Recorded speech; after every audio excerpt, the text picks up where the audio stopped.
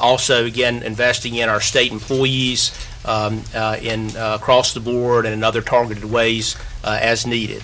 And to sum up really what this budget is about on the House side, it is we continue to give that tax relief while also making sure we're investing in this state's most important asset, which we believe are its people. So glad to answer questions folks have. I'm going to turn it over to our area chairs, and they're going to go through some of the specifics in the budget now. We'll start with Representative Donnie Lambeth.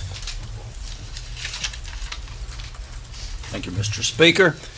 I'm really excited about this day because we have been putting in a lot of long hours over the last few months. As you know, we went second this time. There's advantages and disadvantages of going second. But one of the things that we made a conscious effort of doing was listening to what folks told us. We listened to the agencies. We listened to the public. I got calls constantly about things that related to budget issues and concerns. We had a very transparent process that we went through, and we continue, quite frankly, to listen to constituents and others over the weekend. You will see some amendments today that we are comfortable with based on the feedback we're getting. We've taken and made an overt effort at listening to people and incorporating in this budget things that we think and know that the people want in North Carolina. We are excited about this budget. It is the best budget since I've been here that I've worked on. And that probably says something because we've had some really good House budgets. We've had some good conference budgets in the past. We are going to continue to work through any issues we've got, but we think they are minimal. We are excited, and we hope to get this out this week, and then we'll start the process of conference after we get back from the break. Thank you all for being here, and I want to especially thank our area chairs and our senior chairs, those on full appropriations, for the amount of time they put in. They put in an enormous amount of hours in a short period of time to get us to this point today. So thank them for the work they've done, and what we're going to do next is simply go through the highlights on each of the areas and then be available for questions. Good morning. Majority Leader Brendan Jones, and it is a great day for North Carolina. As you've heard from Chairman Lambert, first time in 9 years, what a transparent process that we've had to yield such a fine budget. And I'm proud to stand with my colleagues today to talk about real leadership, real priorities, and real results for the North Carolina citizens. This budget is focused where it should be, on working families. It provides meaning tax relief, investments in the people who work for our state, our teachers, our law enforcement officers, small businesses, and the public servants. This budget also takes a hard look at government waste. We estimated that over $10 million in unaccountable DEI spending and cut bureaucracy and the dividends that provides and delivers for this budget. That money is now going where it belongs, into classrooms, into the communities, and to disaster recovery. This was not done in the shadows. As Chairman Lambert said, we led a transparent, open process. We had great debate. We listened to the public. And in the end, we produced a budget that reflects the values of everyday North Carolinians, not political insiders or the special interests. This is a serious, conservative, people-first budget, and we're proud to stand behind it. It was an honor to serve with these guys to get this budget done, and I'm looking forward to a great passage of what we put out. Good morning. It's a privilege this morning to be able to present to you our salary package for our teachers. The 2025 House budget raises, as you heard from Speaker Hall, teacher pay to the highest in the Southeast and is better for state employees and retirees than either previous budget that has been introduced this year. For our teachers, the House provides an 8.7 total increase in teacher compensation over the biennium. The House budget also restores master's pay to reward our teachers for undergoing extra training and education. This budget brings starting teacher pay salary schedule to $48,000 in year one and $50,000 in year two. When combined with other sources, starting teacher pay will rise to an average of $56,593 by the end of the biennium. In both years, again, nonpartisan central staff estimates that North Carolina will be first in the Southeast for starting teacher pay under this House budget proposal. Thank you.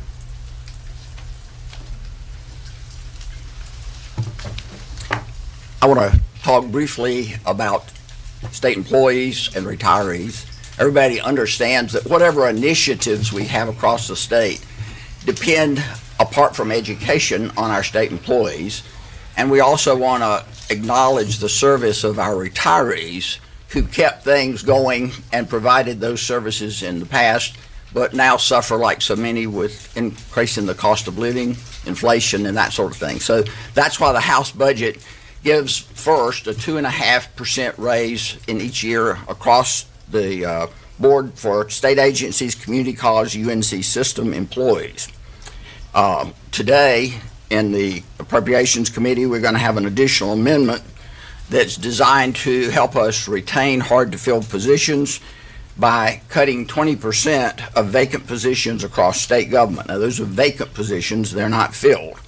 And we'll use those funds to help raise pay to retain employees. Many times have other choices that they can go to gain additional pay. In addition, we provide a 1% cost of living supplement to all of our retirees in the first year, 2% in the second year. I want to also mention that there are approximately 3,000 vacancies across, or 3,000 jobs across the state, and about 2,900 plus of those are not filled. The estimate is that we've only got 62 positions out of a little over 3,000 that are actually filled positions, and that's because we're eliminating some programming. But for these others, we're using the money that's saved from not having anybody in a filled position. It's a vacancy, an actual vacancy, most of which have been vacant for many months. And we're using that money to help raise pay for our employees, our retirees, and our teachers. And we really think that this is going to help us pay for the raises to the teachers and all those folks. It's a great budget. I'm back up to talk about the area of general government. Just a few highlights for you. For our North Carolina State Veterans Cemeteries Trust Fund for equipment replacement, capital improvements, and additional maintenance personnel, $2.8 million over the biennium. Wake County Public School System to support mental health services for students, $4 million over the biennium. Rural health care grants, $12.5 million, non-recurring in year one.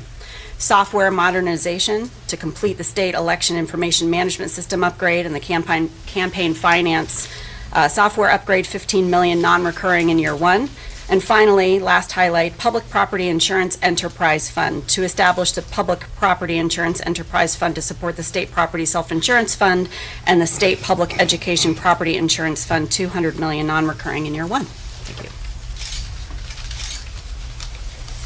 I'm back to talk a little bit about HHS, and I would acknowledge first that one of our challenges in HHS is the uncertainties with the talk in Washington about how those funds might be reallocated, might be percentages, differences. And we made a strategic decision when we started our budget to assume that, because we don't know, let's just assume that we're going to continue business as usual. Obviously trying to be as fiscally conservative as possible, not doing anything really outlandish or crazy, making sure that we invested dollars properly, and knowing that there's going to be something coming down the road. And when that something comes down the road, we may have to reconvene and deal with what those changes in Washington that the state may have to deal with. So we've not included the skies falling in this budget, but it is a fiscally responsible budget in HHS. There's just a couple things I would highlight. We all know that we have a child care challenge in this state. We want our families to be able to afford child care. This budget does include the child care subsidy rates that are $140 million over the biennium, $60 million recurring in year one, and $80 million in year two. The child care subsidy family copay, we've invested $25 million so we could reduce the copay. We've allocated opioid abatement funds within this budget to areas and communities where we know there are challenges and quite frankly problems that we've got to address. but that's a $38 million over just the biennium, with the fund balance still about $40 million to be allocated probably during conference. We do, the rebase is a big number. It's a number that's based on a forecast of enrollment and utilization. We properly funded the rebase over the 2-year period. We know that that's something, and we monitor it very closely, but it is something that's necessary. Our enrollment in Medicaid continues to increase, and our claims cost continues to increase. So the rebase numbers, $80 million in the state's Medicaid program through the rebase, and then another $80 million to support a range of contracts related to the managed care. Good morning. I'm going to talk about our ag portion of the budget. Our commitment is for the trust funds, and we're continuing to do that in this budget. Through farmland preservation, we invest another $4.7 million over the biennium, which is $2 million recurring plus an additional $700,000 non-recurring. Also, with our North Carolina Land and Water Fund, as well as our Parks and Recreation Trust Fund, we provide them an additional $2 million recurring, which gets them to $30 million in their pot of money, and that's for locals to get grants from to do great things with conservation efforts and parks efforts. And also with our Tobacco Trust Fund, we invest over $8 million over the biennium, which is approximately $3.5 million recurring plus an additional $862,000 non-recurring. Good morning. I would like to speak to 2 areas of our budget. The first one being capital and information technology. For cyber security tools, we're allocating $30 million over the biennium, that being $15 million reoccurring. The second area is transportation. We're addressing the problems North Carolinians face when interacting with the DMV by funding new DMV offices, increasing funds, and flexibility to hire new and more Department of Motor Vehicle staff, and exploring easier license renewal options to alleviate DMV workload and cut wait times for North Carolinian drivers. Second, we're supporting the Hurricane Helene recovery process by increasing financial oversight for disaster spending and federal reimbursements, while also increasing funding for highway and road maintenance.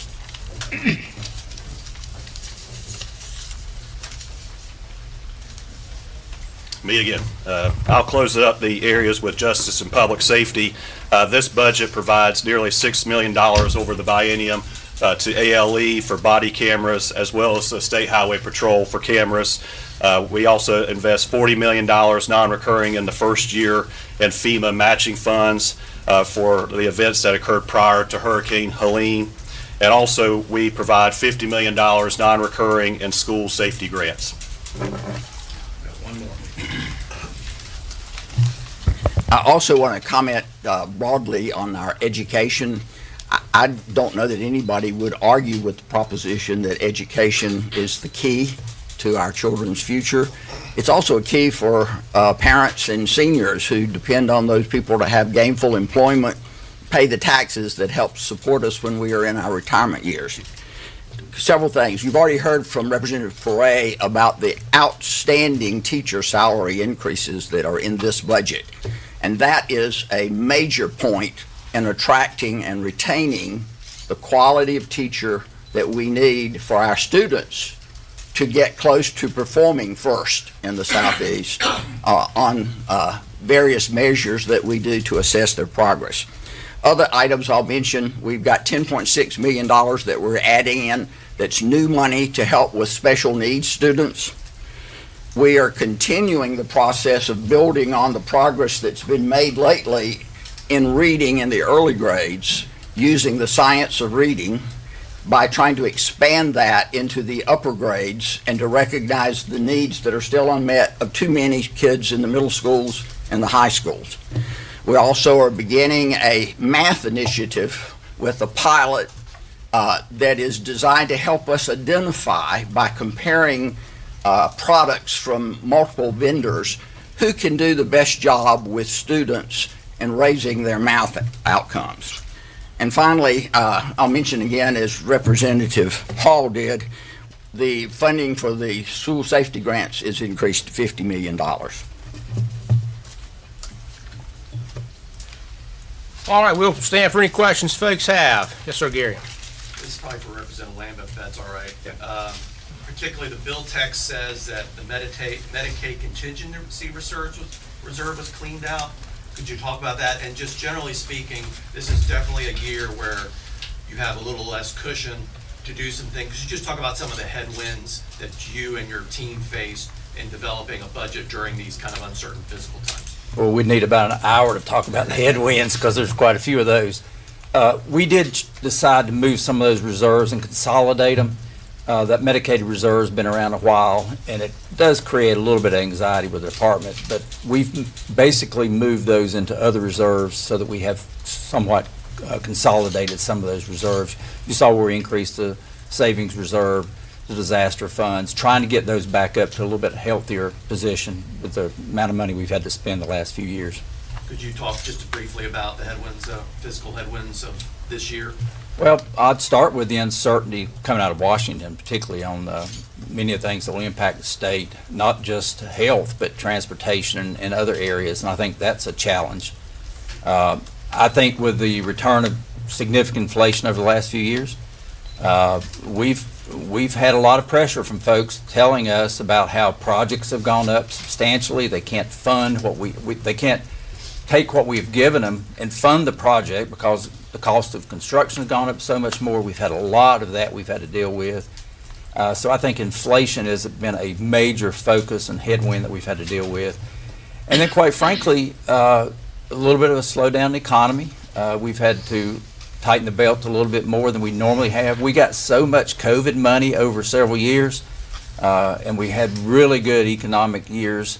I think it's a matter of how do we balance all of those, and the part that I'm really particularly proud of is that we've done all this challenging times with very fiscally conservative, yet including as much as we could that we heard from the public and the agencies across the state.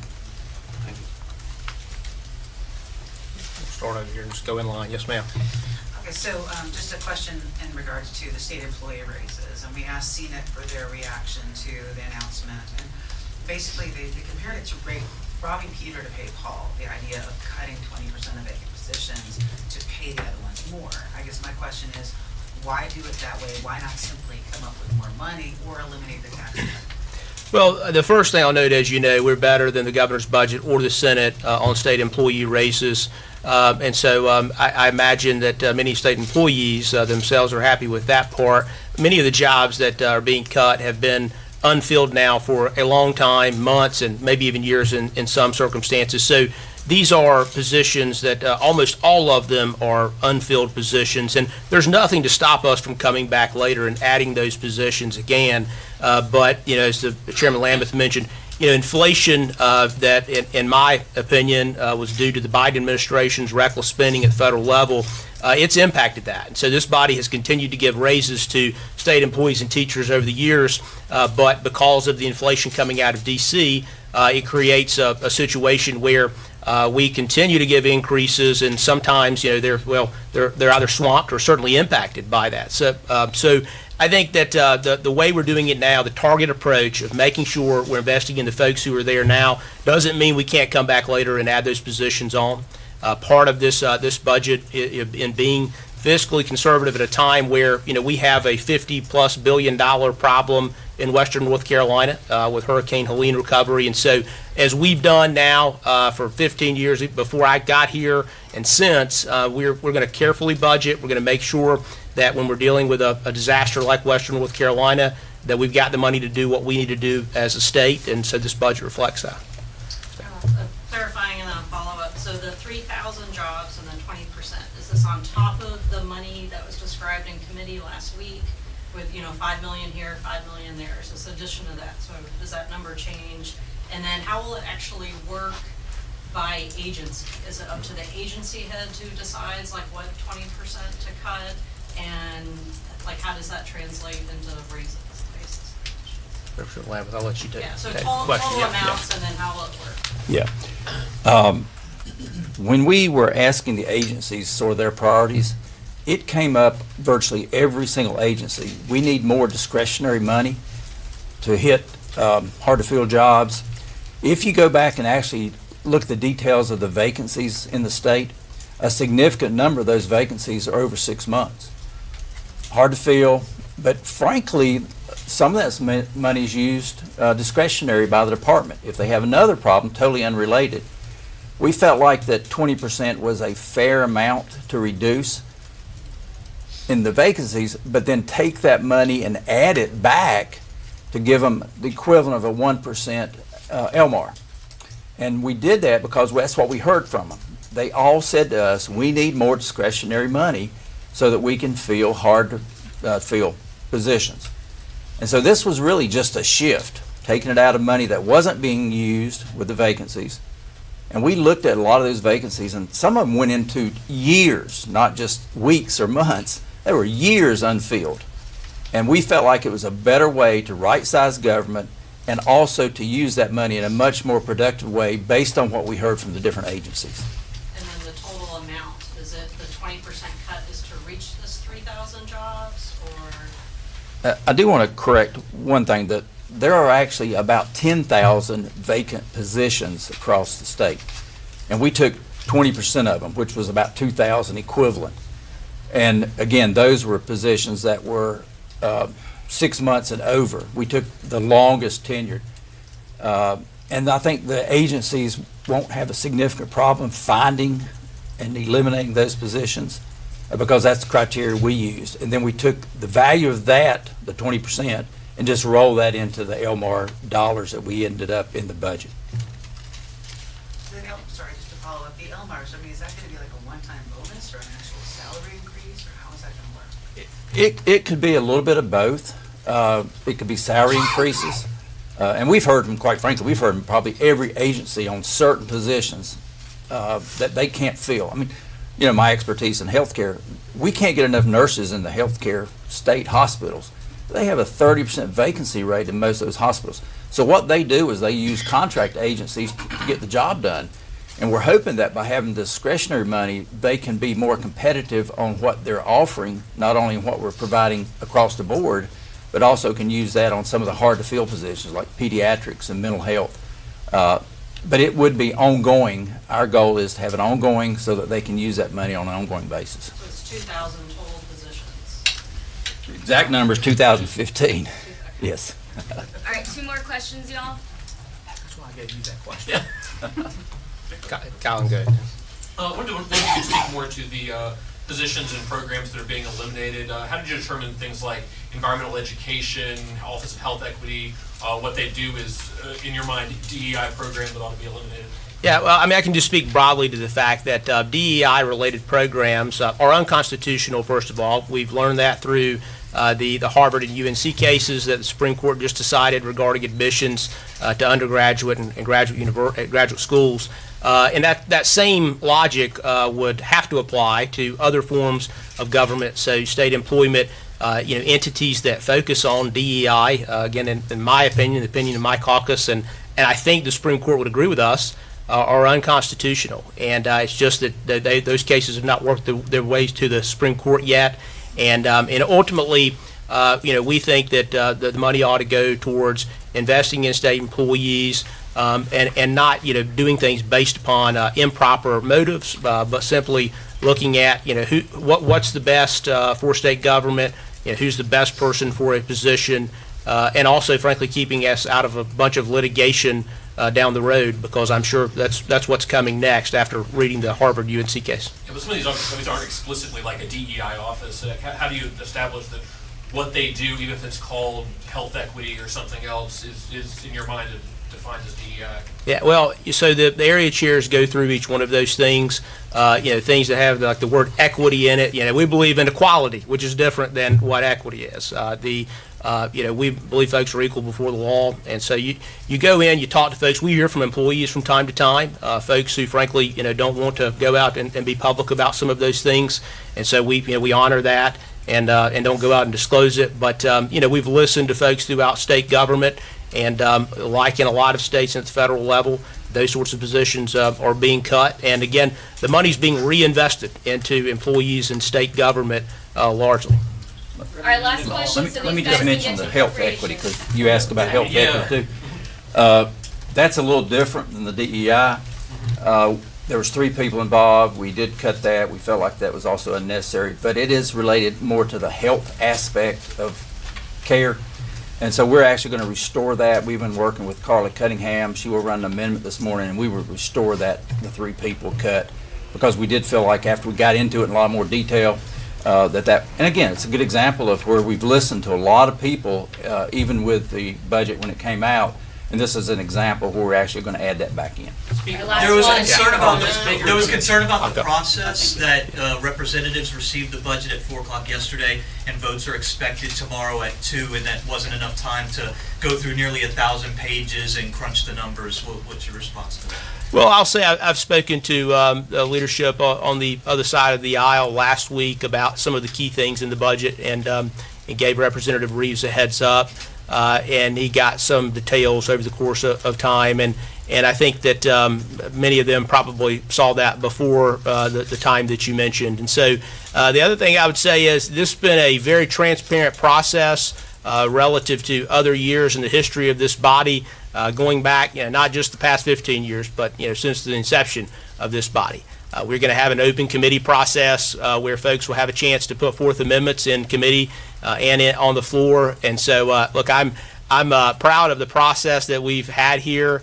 This is not a hide the ball deal. We're proud of this budget. It is pro-growth, it's pro-family, pro-worker, and we're glad to have it aired out through the body, to the General Assembly. Yes, sir, Brian. I'll do one more if you don't. Go ahead, yeah. I appreciate it. Just two-parter. For one thing Representative Lemon said was, the differences between the 2 chambers seem minimal. Do you see it that way? And also, this is your first go-around as House Speaker, swearing with Senate Leader Phil Berger. How would you characterize the relationship, and why is this time going to be different and we're going to be gone before the 4th of July? Well, the first thing I would say is, it's my first time around as Speaker, but I was the Rules Chair for a long time, and so I was pretty closely involved with Speaker Moore in a lot of those discussions in the past. And so, I understand sort of the way that these things go. And obviously there are some disagreements as written in the budget documents between the House and the Senate and the governor as well. But, each biennium is different. You have different members here. Even within the 2 caucuses, you have different members. And so it changes the dynamic each time. So, look, I'm hopeful and frankly optimistic that we'll be able to get a budget done this summer, and and it's possible still that we'll get it done in June. I know that's my goal at the end of the day, and we've always been able to get it done in the past eventually, and this time we're cautiously optimistic that we're going to get it done sooner rather than later. Thank y'all. Thank you. Can we quickly get a group photo?